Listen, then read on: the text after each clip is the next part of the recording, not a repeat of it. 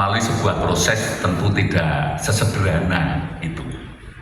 Maka kami mensyukuri Mas Halim jazakallahu khairan ya, atas apresiasinya. Itu bentuk apresiasi beliau sebetulnya kepada kami. Baik Ibu Bapak sekalian, para alim, para ulama, pimpinan sidang yang saya hormati, sebagai tanggapan atas pemandangan umum wilayah yang telah disampaikan, Ibu Bapak sekalian, saya memang tidak selalu hadir duduk di depan, tapi saya selalu memonitor paling tidak dari ruang holding room. Saya menemui para pembicara dari sana. Ketika itu memang perlu saya dampingi, seperti teman saya Pak Dr. TB Aceh Hasan Sadili, Pak Kiai Haji Said Akil Sirot. Memang saya langsung keluar ke depan karena memang beliau adalah orang yang berinteraksi dengan saya sejak dulu. Tapi ketika itu utusan menteri, saya cukup menemui di holding room. Tapi seluruh pemandangan umum yang saudara-saudara sampaikan, saya mengikuti dengan seksama. Maka sebagai respon tanggapan saya terhadap pemandangan umum saudara, saya mensyukuri, alhamdulillah jazakumullah khairan, bahwa insya Allah menurut pengamatan saya semuanya bisa menerima laporan pertanggungjawaban saya. Saudara-saudara sekalian, bagi saya ini lega. Karena satu tali dari 3 tali yang selama ini saya pahami telah melepaskan diri. Bagi saya sebagai ketua umum, yang pertama adalah ada tanggung jawab terhadap Allah. Wailul lil umanah. Yang kedua, ada tanggung jawab terhadap ulil amri. Yang ketiga, tanggung jawab terhadap umat LDI di bawah kepemimpinan DPP LD. Umat LDI di bawah kepemimpinan LDI, saudara-saudara sekalian, melalui perwakilan wilayah telah menyatakan menerima pertanggungjawaban saya. Ini berarti satu tali sudah lepas. Alhamdulillah, maka kami mensyukuri, alhamdulillah jazakumullah khairan, dan kami mensyukuri pula atas kerja sama selama ini. Karena saya meyakini saya tidak bisa berbuat apa-apa tanpa keikutsertaan dan amal soleh yang kompak rukun di antara seluruh jajaran pengurus LDI, dari daerah, dari desa sampai dengan ke pusat. Saya bukan apa-apa ketika tidak mendapat dukungan dari saudara-saudara sekalian. Saya bukan apa-apa kalau saudara tidak bekerja dengan seksama. Jadi kalau ada yang memandang ini sebuah keberhasilan, adalah keberhasilan bersama seluruh komponen LDI. Tapi ingat, ketika ada ketidakberhasilan, mungkin ketidakberhasilan saya, tapi mungkin juga ada sedikit banyak sumbangsih dari saudara yang menyatakan tidak berhasilnya itu. Tapi secara menyeluruh, melihat pemandangan umum yang disampaikan, semuanya menilai baik, menerima. Sekali lagi, berarti insya Allah penyaksian seluruh pengurus itu baik, dan saya mensyukuri, alhamdulillah jazakumullah khairan. Saudara-saudara sekalian, itu yang pertama tanggapan saya.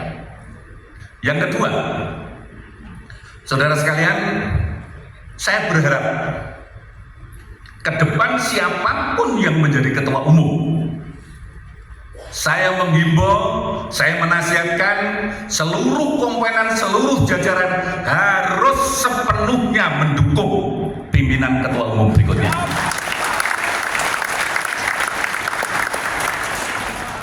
Saudara-saudara jangan membedakan, bukan Pak Kris, bukan itu. Kita harus mendahulukan kepentingan bersama, kepentingan organisasi, kepentingan agama, untuk kita dahulukan mencapai keberhasilan, agar saudara-saudara sekalian, kita semua bisa maju bersama dan punya kontribusi nyata sebagaimana slogan kita, LDI untuk bangsa. Saya tahu bahwa kalau ada yang vokal itu karena cintanya kepada LDI. Saya tahu kalau ada yang vokal karena cintanya kepada Indonesia. Maka saudara-saudara sekalian, mesti apapun yang terjadi menjadi hasil keputusan kita bersama. Dan saya kebetulan karena alasan kesehatan tidak bersedia untuk dipilih lagi tadi. Maka itu menjadi tanggung jawab saya, tanggung jawab kita, termasuk saya, untuk mendukung kepemimpinan 5 tahun ke depan. Yang ketiga, saudara-saudara sekalian, saya teringat ada peneliti yang namanya Anthony Giddens. Anthony Giddens adalah pemegang 2 hadiah Nobel dari Inggris, yaitu pada bidang sosial dan bidang ekonomi. Salah satu teori mereka, teori beliau namanya structuration. Structuration membicarakan tentang sebuah organisasi, bagaimana organisasi itu bisa survive. Organisasi yang pertama untuk bisa survive, 1, harus memperbanyak konsolidasi, rutin konsolidasi. Komunikasi tidak boleh tersendat di antara ini. Dan alhamdulillah selama saya menjadi ketua umum, ini menjadi salah satu di antara modal dasar yang dimiliki, karena LDI selama ini komunikasi dan konsolidasinya alhamdulillah terbanyak di antara ormas-ormas lain setahu saya. Paling sering.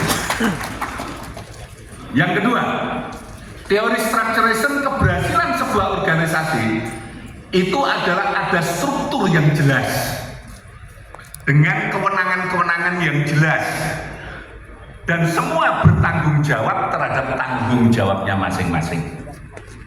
Itu teori structuration.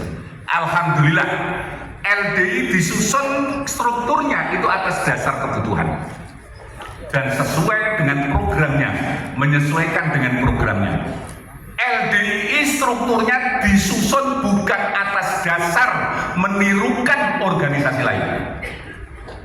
LDI struktur organisasinya memang berbeda dengan yang lain karena disusun atas dasar tujuan dan kepentingan internal organisasi. Oleh karena itu saya mengingatkan pada saudara-saudara sekalian, jangan mencomot dari luar untuk dibawa ke dalam ketika itu tidak sesuai dengan apa yang menjadi nilai yang akan kita perjuangkan. Padahal leluhur kita sudah bicara, jangan meniru perjuangannya orang yang kalah dan salah. Ini sebuah pesan penting bagi saya sebelum saya nanti misalkan saya mengundurkan diri betul, supaya ini jenengan tidak hanya sekedar ikut-ikutan. Tapi apakah memang itu diperlukan? Apakah itu memang penting? Apakah itu bermanfaat? Apakah itu sesuai dengan kemampuan? Itu menjadi pertimbangan kita. Karena keselamatan, kelancaran kita dalam berorganisasi menjadi prioritas untuk kita dahulukan. Maka struktur ini harus bekerja didasarkan pada itu.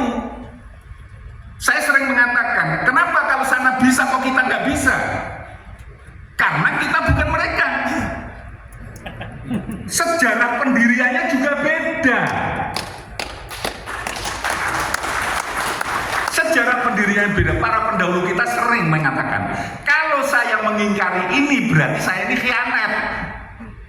Pendahulu-pendahulu kita ini nggak boleh kita abaikan bagaimana mereka menyusun. Adanya KRIS karena adanya Pak Abdul Hasan, adanya KRIS karena adanya Pak Slamet Hartono Slamet, adanya KRIS karena adanya Pak Ahmad Suwarno, adanya KRIS karena adanya Pak Edi Masyadi, adanya KRIS karena adanya Pak Bahroni Hartanto. Daerah-daerah juga harus berpedoman begitu, sehingga tidak sembarangan mencomot apa yang dinilai di luar kemudian menerapkan di dalam, justru akan menimbulkan konflik yang susah untuk kita kendalikan. Maka saudara-saudara sekalian, pimpinan organisasi harus memahami sejarah berdirinya LDII sejak awal kita berdirinya ada. Itu teori structuration supaya kita bisa tumbuh terus. Yang ketiga adalah harus diawali oleh orang-orang yang bertanggung Orang-orang yang amanah, bertanggung jawab, mampu melaksanakan kewajibannya sesuai dengan tupoksi yang dia bangun, yang kita siapkan. Dan ini sudah ada. Saya bersyukur karena ini selama ini menjadi bekal saya dalam menjalankan roda organisasi. Alhamdulillah ringan, enteng, dan mudah untuk menjalankan karena kita taat terhadap tata aturan itu. Yang keempat, sekali lagi harus taat dengan asas tata aturan yang berlaku di internal LDI. Jangan sekali-kali mencoba untuk melanggar itu. Tapi juga perlu saya sampaikan, apa yang disampaikan Mas Halim tadi bukan melanggar itu. Itu baik-baik aja, dinamika dalam sebuah munas. Maka saya juga salut kepada beliau ini orang yang berani bicara. Orang luar biasa ya begitu itu. Jelas ya? Kemudian yang terakhir Bapak sekalian dan Ibu-ibu yang perlu saya sampaikan. Ke depan marilah kita bangun, untuk bangun komunikasi, kita bangun tim building yang bagus. Tim building yang bagus itu adalah memenuhi paling tidak 4 asas. Satu, saudara-saudara sekalian, yaitu selama ini yang saya kembangkan di LDI, yang pertama harus rela berkorban. Kenapa rela berkorban? Sebuah tim building harus ada pengorbanan. Kalau semua ngeyel sesuai kepentingannya, nggak akan terjadi Pak tim building. Kerjasama ini nggak akan pernah terjadi. Pasti ada unsur yang harus mengalah untuk kepentingan bersama. 11 tim sepak bola yang bagus, kalau semuanya tidak ngalah, giring dewe-dewe, diberi aja bola sebanyak 22, selesai. Karena bolanya satu, maka perlu adanya sebuah kerjasama yang baik. Ada pengorbanan. Oh, sana yang beri saya berpeluang. Saya mungkin berpeluang masukkan gol, tapi itu lebih berpeluang teman saya. Saya berkorban, saya umpankan kepada teman saya untuk bisa ngegolkan. Karena secara kolektivitas, keberhasilan sebuah organisasi bukan keberhasilan pribadi, tapi keberhasilan kolektivitas kita semuanya. Yang kedua, harus melihat sisi positif. Dalam bahasa agama husnudon. Karena semua orang, tidak ada yang punya nilai negatif, tidak ada orang yang sempurna, pasti punya kelemahan. Chris punya kelemahan. Siapapun punya kelemahan. Kalau melihat kelemahannya, tidak akan bisa membangun tim. Apa itu Lionel Messi? Bisanya nyerang tok, nggak bisa bertahan. Itu kalau dilihat nilai negatifnya. Nah, apa itu Ronaldo? Nungguin di depan tok, nggak bisa bertahan. Apa itu Sergio Ramos? Kalau di belakang tok kuat, wani ini buri tok, gak berani ke depan. Itu kalau melihat sisi negatifnya. Anda tidak akan bisa pernah menyusun tim yang baik ketika melihat sisi negatif. Tapi kalau melihat sisi positif, Bapak-bapak sekalian, maka kita akan melihat, oh Lionel Messi, Ronaldo, dia dribblingnya bagus, penguasaan bola bagus, umpannya akurat, tendangannya akurat dan keras. Oh dia tepat kalau saya letakkan di depan. Sergio Ramos tinggi, menjadi pagar yang sangat kuat. Sebagai libero dalam intercept bola sangat bagus, maka dia harus di belakang.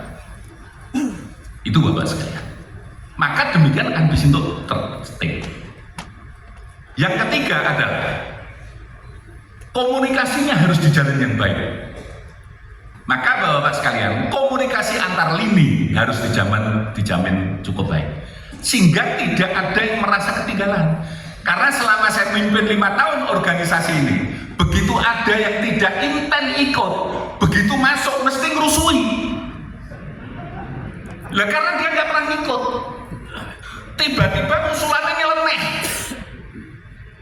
Itu bisa kita duga bahwa dia itu nggak intent mengikuti. Tiba-tiba usulannya nyeleneh, hindari itu.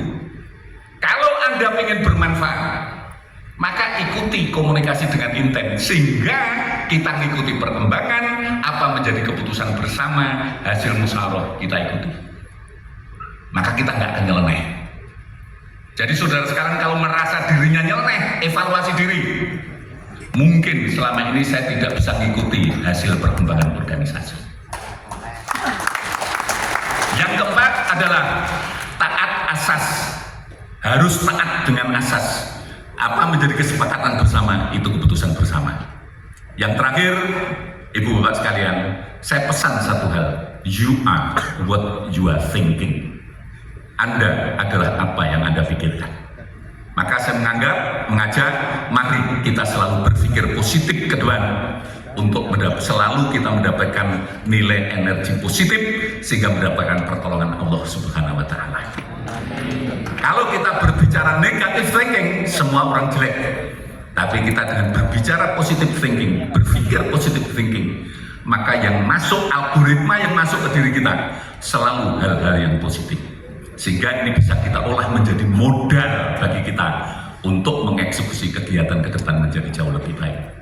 Demikian yang bisa kami sampaikan. Saya mohon maaf apabila selama 5 tahun terdahulu dalam memimpin organisasi ada kesalahan atau kekhilafan. Dengan tulus saya mohon dimaafkan yang sebesar-besarnya. Sebaliknya, saya mensyukuri semua support yang telah diberikan kepada kami dan laporan pertanggungjawaban pemandangan wilayah yang menerima secara sepenuhnya, walaupun ini belum keputusan Munas, nanti di sidang komisi akan merumuskan, maka kami mensyukuri semuanya. Alhamdulillah, jazakumullah khairan. Mohon maaf kalau ada kekhilafan. Alhamdulillah, jazakumullah khairan. Assalamualaikum warahmatullahi wabarakatuh.